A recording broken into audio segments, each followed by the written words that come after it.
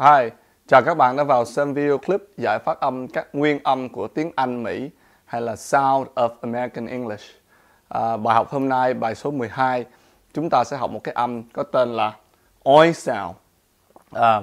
Âm này trong tiếng Việt mình là giống như là mình đánh vần của cái chữ O và chữ Y. Mình đánh vần là oi, giống như là oi bức vậy. Phiên âm quốc tế nó được viết như thế này.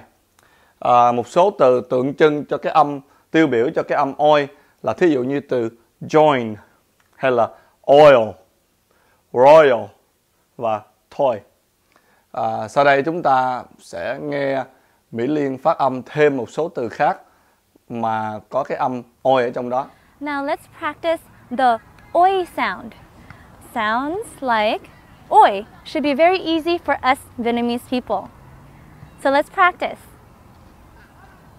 Oil, ointment, oyster, boil, broil, choice, noise, boy, joy, decoy, destroy, and enjoy. Thank you for watching Thai V Lang's channel. Please click subscribe and we will see you at our next lesson. Thank you.